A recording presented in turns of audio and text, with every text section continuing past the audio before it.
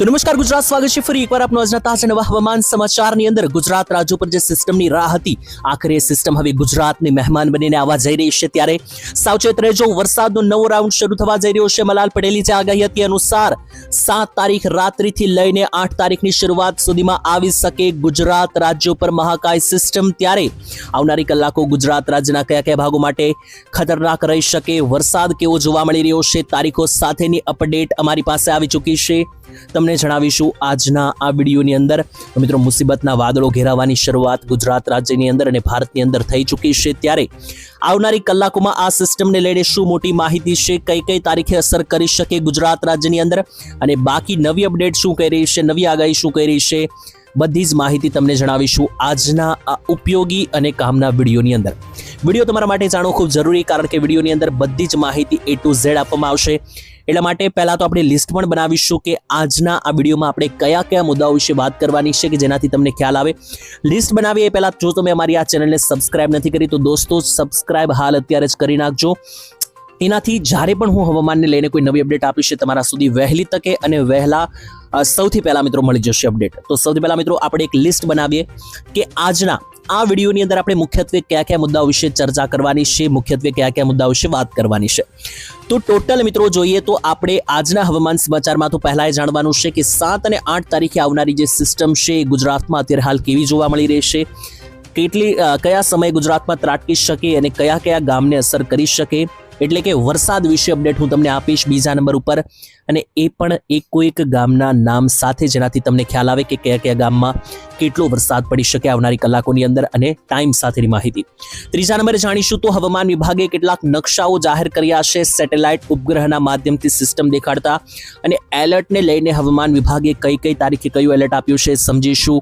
ચોથા નંબરે સમજીશું તો અંબાલાલ પટેલની જે નવી આગાહી આવી રહી છે તેના વિશે, કે અંબાલાલ પટેલે નવી આગાહી જે મૂકી દીધી છે આવનારા દિવસોના ગુજરાત રાજ્યના હવામાનને લઈને, ગ્રહણ ઉપરથી આગાહી આપી છે અંબાલાલે, એ પણ સમજવાનું છે આજના વિડીયોમાં। તો ચાલો મિત્રો, ટાઈમ બગાડ્યા વગર વિડીયોની અંદર આગળ વધીએ અને લાઈવ સિસ્ટમના દર્શન તમને કરાવી દઉં। તો લાઈવ જોઈ લો મિત્રો, બંગાળની ખાડીથી નીકળેલી સિસ્ટમ આજે થોડી છૂટી પડતી જોવા મળી છે, પરંતુ એવું નથી મિત્રો, સિસ્ટમ હજુ પણ ખૂંખાર હશે અને હજુ પણ આવનારી સિસ્ટમ જે છે તે આ ભયંકર બનવાની છે, રૌદ્ર સ્વરૂપ લેવાની છે।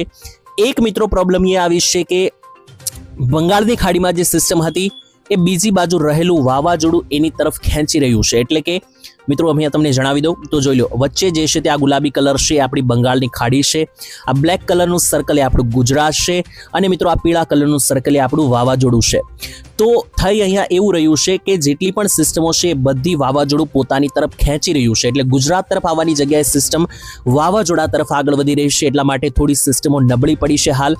વાવાઝોડું મિત્રો એટલું ભયંકર કે બધી સિસ્ટમ પોતાની પાસે ખેંચી રહ્યું છે, એટલે ગુજરાતની સિસ્ટમ, ભારતની સિસ્ટમ પણ પોતાની તરફ ખેંચી રહ્યું છે, એટલે આજની તારીખમાં થોડી સિસ્ટમો નબળી પડતી જોવા મળી છે, પરંતુ હજુ આના ઉપર કંઈ વધારે ટિપ્પણી આપી શકાય નહીં, કારણ કે હજુ પણ મિત્રો જુઓ તો બંગાળની ખાડી એક્ટિવ છે। અહીંયા જુઓ આ બંગાળની ખાડીનો ઝોન છે અને બંગાળની ખાડીમાં પૂરી રીતે કરંટ બનેલો છે, અને એ કરંટ ધીમે ધીમે આખા ભારત તરફ પ્રસરણ પામી રહ્યો છે, અને ગુજરાત રાજ્ય ઉપર આ સિસ્ટમ 8 થી 9 તારીખ ઉપર ભૂકા બોલાવવાની છે।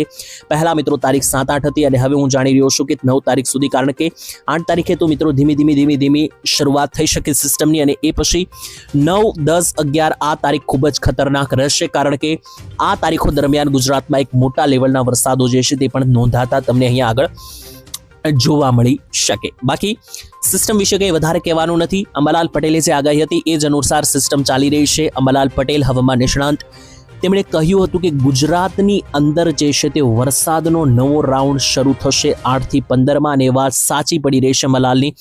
મિત્રો એક વાત તમને ના ખબર હોય તો 17 તારીખથી મઘા નક્ષત્ર શરૂ થઈ રહ્યું છે, અને મઘાના મોંઘા પાણી કહેવામાં આવે છે, અને મઘા નક્ષત્રની અંદર વરસાદના રાઉન્ડો પણ ખૂબ સારા અત્યારથી અનુમાન લગાવવામાં આવી રહ્યું છે, પરંતુ અત્યારે આપણી પૂરેપૂરી નજર 8 થી 15 તારીખના રાઉન્ડ વિશે છે, એટલા માટે હું તમને અહીંયા વધારે વાત નથી કરી રહ્યો આગળના રાઉન્ડની, પહેલા આપણે આ રાઉન્ડ ઉપર જ નજર મારીને વિસ્તારથી સમજી લઈએ કે 8 થી 15 તારીખ વાળો રાઉન્ડ જે છે તે મેં તમને માહિતી આપી કે આ રીતનો ચાલવાનો છે. અને વધુમાં તમને જણાવીએ તો આ જે રાઉન્ડ રહેવાનો છે 8 થી 15 તારીખ વાળો એ ઉત્તરીય ભાગોમાં જોઈ લો તો વધારે વરસાદ દેખાડી રહ્યો છે. એટલે અમદાવાદ સાઈડના અને એની ઉપરના જે વિસ્તારો છે, જેમ કે દાખલા તરીકે અહીંયા તમે જુઓ તો અમદાવાદથી માંડીને મહેસાણા હોય, પાટણ હોય, કચ્છ હોય, બનાસકાંઠા, સાબરકાંઠા, અરવલ્લી, મહીસાગર, દાહોદ, ગોધરા, આ આખું જે સર્કલ છે ઉત્તર પૂર્વીય ભાગનું, આ સર્કલ ઉપર મિત્રો આ સિસ્ટમનું જોર વધારે બનવાનું છે.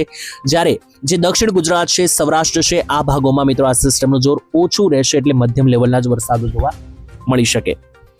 હવે અહીંયાથી મિત્રો આગળ વધીએ અને ગુજરાત રાજ્યના હવામાનને લઈને જે ફોટા નકશા સામે આવ્યા છે સમજીએ, પછી મારે તમને એક ગામના નામ વિશે અપડેટ પણ આપવાની છે.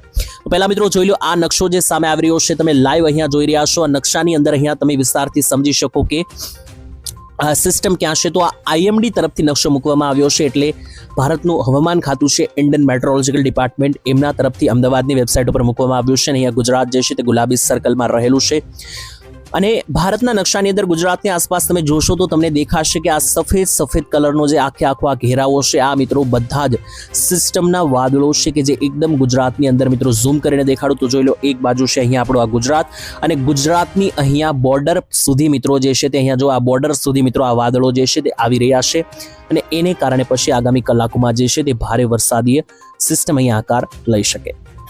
અને એની સાથે મિત્રો બીજો પણ ફોટો અને નકશો જોઈએ તો અહીંયા જુઓ, આ જે ફોટો છે ને આનાથી તમને ઘણી બધી વસ્તુઓ સમજાઈ જશે. વાવાઝોડાને લઈને મિત્રો આ ફોટો છે. પહેલી વાત તો અહીંયા મિત્રો તમને જણાવી દઈએ તો વાવાઝોડું કેવી રીતના એક સાથે 50 દેશ ઉપર અસર દેખાડી રહ્યું છે. કારણ કે આજે ડોલ્ફિન નામનું વાવાઝોડું મિત્રો મોટી મુસીબત બનીને બેઠી ગયું છે. પેસિફિક મહાસાગરમાં બધા દેશોને અસર કરી રહ્યું છે.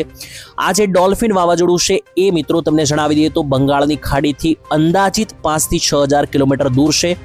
અને આ ડોલ્ફિન વાવાઝોડાની અસરને કારણે અહીંયા બંગાળની ખાડીમાં જે છે તે મિત્રો લો પ્રેશર સિસ્ટમ બની રહી છે. એટલે વાવાઝોડું સીધી રીતે તો કોઈ અસર નથી કરવાનું ભારતને, પરંતુ એને કારણે સાયક્લોનિક સર્ક્યુલેશનો ચોક્કસ બનશે. એટલે આ જે વાવાઝોડું જ્યાં બનેલું છે મિત્રો જુઓ અહીંયા પેસિફિક મહાસાગરમાં, એને કારણે દરિયામાં આ રીતની મિત્રો જે છે તે તરંગો બને છે. અને આ તરંગો બનવાને કારણે જુઓ એક સાથે 3 સાયક્લોનિક સર્ક્યુલેશનની સિસ્ટમ ભારતની આસપાસ બનતી જોવા મળી રહી છે. એટલે એ રીતે વાવાઝોડું જે છે તે ભારત અને ગુજરાત રાજ્ય ઉપર સિસ્ટમો બનાવી શકે. અને આની સાથે મિત્રો તમને જણાવી દઉં દુષ્કાળને લઈને પણ મિત્રો એક માંગ કરવામાં આવી છે. આ વર્ષે મિત્રો વરસાદને લઈને ખૂબ જ રસપ્રદ માહિતી છે.